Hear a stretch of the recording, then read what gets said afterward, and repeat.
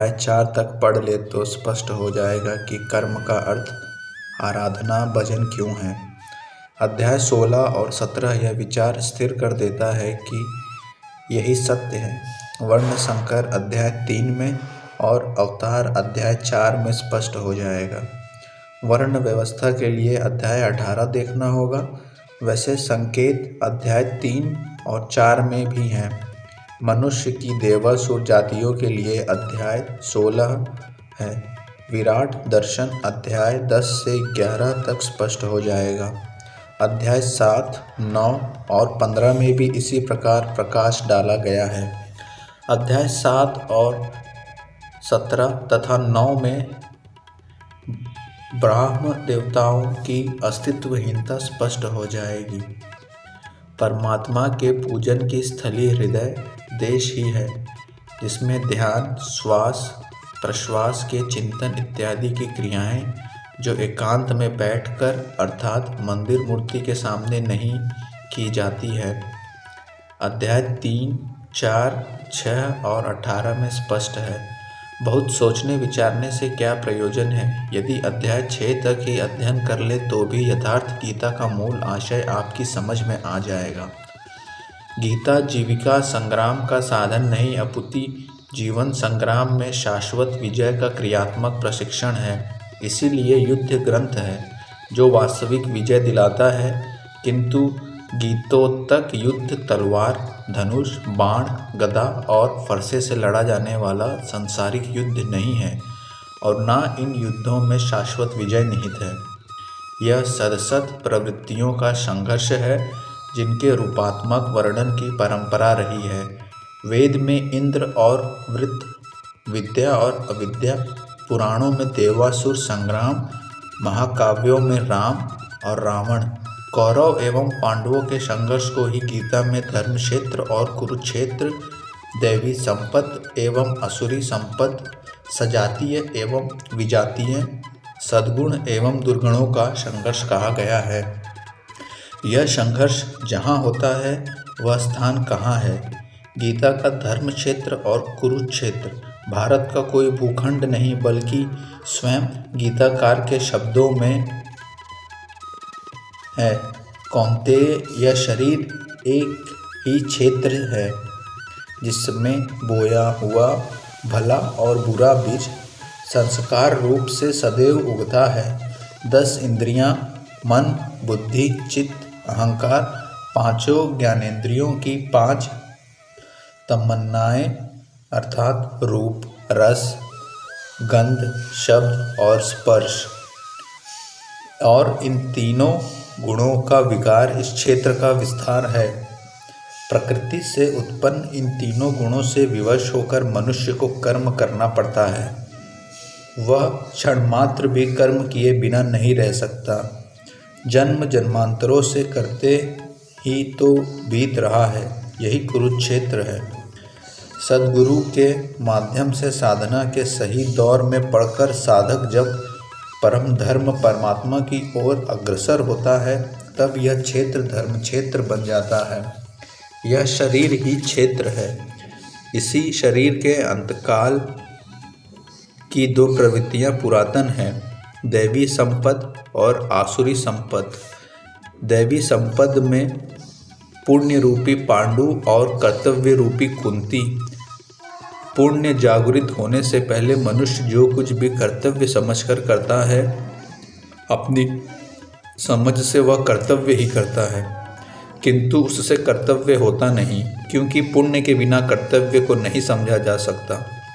कुंती ने पांडवों से संबंध होने से पूर्व जो कुछ भी अर्जित किया वह था कर्ण। आजीवन कुंती के पुत्रों से लड़ता रहा। पांडवों का दुर्दशु शत्रु यदि कोई था तो वह था कर्ण। विजातीय कर्म ही कर्ण है जो बंधनकारी है, जिससे परंपरागत रूढ़ियों का चित्रण होता है। पूजा पद्धतियाँ पिंड नहीं छोड़ती। पुण्य जागृत होने पर धर्म रूपी युधिष्ठिर, अनुराग रूपी अर्जुन, भाव रूपी भीम, नियम रूपी नकुल, सत्संग रूपी सहदेव, सात्विकता रूपी सात्विक, काया में सामर्थ्य रूपी काशीराज कर्तव्य के द्वारा भव पर विजय, कुंती भोज इत्यादि स्थोन्मुखी मानसिक प्रवृत्तियों का उत्कर्ष होता है, जिसकी गणना 7 अक्षैणी है। अक्ष दृष्ट को कहते हैं। सत्यमयी दृष्टिकोण से जिसका गठन है वह है दैवी संपत्ति। परम धर्म परमात्मा तक की दूरी तय कराने वाली ये 7 सीढ़ियाँ 7 भूमिकाएं हैं, ना कि कोई गणना विशेष। वस्तुतः ये प्रवृत्तियाँ अनंत हैं। दूसरी ओर है कुरुक्षेत्र, जिसमें 10 इंद्रियां और 1 मन, 11 अक्षैणी सेना है। मन सहित इंद्रियमयी दृष्टिकोण से जिसका गठन है वह है आसुरी संपद, जिसमें है अज्ञान रूपी धृतराष्ट्र, जो सत्य जानते हुए भी अंधा बना रहता है। उसकी सहचारिणी है गंधाधरी अर्थात गांधारी। इंद्रिय आधार वाली प्रवृत्ति इनके साथ है। मोह रूपी दुर्योधन, दुर्बुद्धि रूपी दुशासन, विजातीय कर्म रूपी कर्ण, भ्रम रूपी भीष्म, दैत्य के आचरण रूपी द्रोणाचार्य, आसक्ति रूपी अश्वत्थामा, विकल्प रूपी विकर्ण, अधूरी साधना में कृपा के आचरण रूपी कृपाचार्य, और इन सब के बीच जीव रूपी विदुर है, जो रहता है अज्ञान में, किंतु दृष्टि सदैव पांडवों पर है, पुण्य से प्रवाहित प्रवृत्ति पर है, क्योंकि आत्मा परमात्मा का शुद्ध अंश है। इस प्रकार आसुरी संपत्ति भी अनंत है। क्षेत्र एक ही है, यह शरीर। इसमें लड़ने वाली प्रवृत्तियां 2 हैं। एक प्रकृति में विश्वास दिलाती हैं, नीच अधम योनियों का कारण बनती हैं, तो दूसरी परम पुरुष परमात्मा के विश्वास और प्रवेश दिलाती है। तत्वदर्शी महापुरुष के संरक्षण में क्रमशः साधन करने पर दैवी संपत्ति का उत्कर्ष और आसुरी संपत्ति का सर्वथा शमन हो जाता है। जब कोई विकार ही नहीं रहा, मन का सर्वथा निरोध और निरुद्ध मन का भी विलय हो जाता है, तो दैवी संपत्ति की आवश्यकता समाप्त हो जाती है। अर्जुन ने देखा कि कौरव पक्ष के अनांतर पांडव पक्ष के योद्धा भी योगेश्वर में समाहित हो रहे हैं। पूर्ति के साथ दैवी संपत्ति भी विलीन हो जाती है। अंतिम शाश्वत परिणाम निकल आता है। इसके पश्चात महापुरुष यदि कुछ करता है तो केवल अनुयायियों के मार्गदर्शन के लिए ही करता है। लोक संग्रह की इसी भावना से महापुरुषों ने सूक्ष्म मनोभावों का वर्णन उन्हें ठोस मूल स्वरूप देकर किया है। गीता छंदोबद्ध है, व्याकरण समस्त है, किंतु इसके पात्र प्रतीकात्मक है, अमूर्त योग्यताओं के मूर्त रूप मात्र हैं।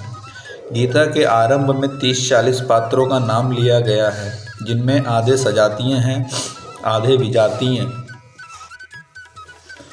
कुछ पांडव पक्ष के हैं, कुछ कौरव पक्ष के। विश्व रूप दर्शन के समय इनमें से 4-6 नाम पुनः आए हैं, अन्यथा संपूर्ण गीता में इन नामों की चर्चा तक नहीं है। एकमात्र अर्जुन ही ऐसा पात्र है जो आरंभ से अंत तक योगेश्वर के समक्ष है। वह अर्जुन भी केवल योग्यता का प्रतीक है, ना कि व्यक्ति विशेष। गीता के आरंभ में अर्जुन सनातन कुल धर्म के लिए विकल है, किंतु योगेश्वर श्री कृष्ण ने इसे अज्ञान बताया और निर्देश दिया कि आत्मा ही सनातन है, शरीर नाशवान है, इसलिए युद्ध कर। इस आदेश से यह स्पष्ट नहीं होता कि अर्जुन कौरवों को ही मारे। पांडव पक्ष के भी शरीरधारी ही तो थे, दोनों ओर संबंधी ही तो थे। संस्कारों पर आधारित शरीर क्या तलवार से काटने पर समाप्त हो सकेगा? जब शरीर नाशवान है, जिसका अस्तित्व ही नहीं है, तो अर्जुन कौन था? श्री कृष्ण किसकी रक्षा में खड़े थे? क्या किसी शरीरधारी की रक्षा में खड़े थे? श्री कृष्ण ने कहा, जो शरीर के लिए परिश्रम करता है वह पापायु मूढ़ बुद्धि पुरुष व्यर्थ ही जीता है। यदि श्री कृष्ण किसी शरीरधारी की रक्षा में खड़े हों, तब तो वे भी मूढ़ बुद्धि है, व्यर्थ ही जीने वाला। वस्तुतः अनुराग ही अर्जुन है।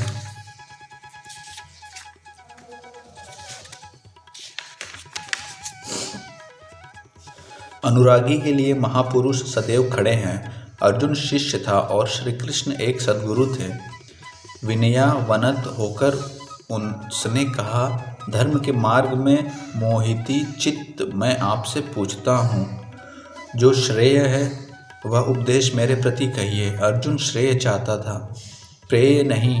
प्रेय अर्थात भौतिक पदार्थ केवल कहिए ही नहीं, साधिए संभालिए। मैं आपका शिष्य हूँ, आपकी शरण में हूँ।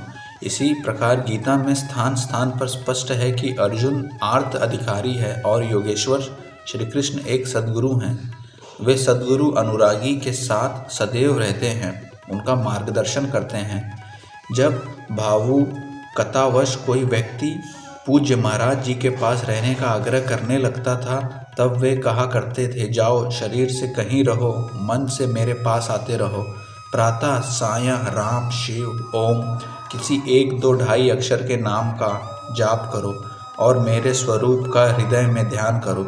2-4 मिनट भी स्वरूप पकड़ लोगे तो जिसका नाम भजन है वह तुम्हें दूंगा। इससे अधिक पकड़ने लगोगे तो हृदय से रथी बनकर सदैव तुम्हारे साथ रहूँगा। जब सूरत पकड़ में आ जाती है तो इसके बाद महापुरुष इतना ही पास में रहते हैं जितना हाथ पाँव नाक कान इत्यादि आपके पास है। आप हजारों किलोमीटर दूर क्यों ना हो, वह सदैव समीप है। मन में विचारों के उठने से भी पहले वे मार्गदर्शन करने लग जाते हैं। अनुरागी हृदय में वह महापुरुष सदैव आत्मा से अभिन्न होकर जागृत रहते हैं। अर्जुन अनुराग का प्रतीक है। गीता के 11वें अध्याय में योगेश्वर श्री कृष्ण का ऐश्वर्य देखने पर अर्जुन अपनी क्षुद्र त्रुटियों के लिए क्षमा याचना करने लगा। श्री कृष्ण ने क्षमा किया और याचना के अनुरूप सौम्य स्वरूप में आकर कहा, अर्जुन मेरे इस स्वरूप को न पहले किसी ने देखा है और न भविष्य में कोई देख सकेगा। तब तो गीता हम लोगों के लिए व्यर्थ है, क्योंकि उस दर्शन की योग्यताएं अर्जुन तक सीमित रह गई, जबकि उसी समय संजय देख रहा था। पहले भी उन्होंने कहा, बहुत से योगी जन ज्ञान रूपी तप से पवित्र होकर मेरे साक्षात स्वरूप को प्राप्त हो चुके हैं। अंततः वे महापुरुष कहना क्या चाहते हैं? वस्तुतः अनुराग ही अर्जुन है, जो आपके हृदय की भावना विशेष है। अनुराग विहीन पुरुष न कभी पूर्व में देख सका है और न अनुराग विहीन पुरुष भविष्य में कभी देख सकेगा। अतः अर्जुन एक प्रतीक है। यदि प्रतीक नहीं है तो गीता का पीछा छोड़ दे। गीता आपके लिए नहीं है, क्योंकि उस दर्शन की योग्यता अर्जुन तक ही सीमित रह गई। अध्याय के अंत में योगेश्वर निर्णय देते हैं, अर्जुन अनन्य भक्ति और श्रद्धा द्वारा मैं इस प्रकार प्रत्यक्ष देखने के लिए, तत्व से स्पष्ट जानने के लिए और प्रवेश करने के लिए भी सुलभ हूँ। अनन्य भक्ति अनुराग का ही दूसरा रूप है और यही अर्जुन का स्वरूप भी है। अर्जुन पथिक का प्रतीक है। इस प्रकार गीता के पात्र प्रतीकात्मक हैं, यथास्थान उनका संकेत है। निश्चित ही रहे, श्री कृष्ण और अर्जुन अवश्य ही हुआ विश्व युद्ध, किंतु गीता में भौतिक युद्ध का चित्रण कदापि नहीं है। उस ऐतिहासिक युद्ध के मुहाने पर घबराया था अर्जुन, ना कि सेना। सेना तो लड़ने को तैयार खड़ी थी। क्या गीता का उपदेश देखकर श्री कृष्ण ने सव्यसाची अर्जुन को सेना की योग्यता बनाया? वस्तुतः साधन लिखने में नहीं आता, सब कुछ पढ़ लेने के बाद भी चलना शेष ही रहता है। यही प्रेरणा गीता है।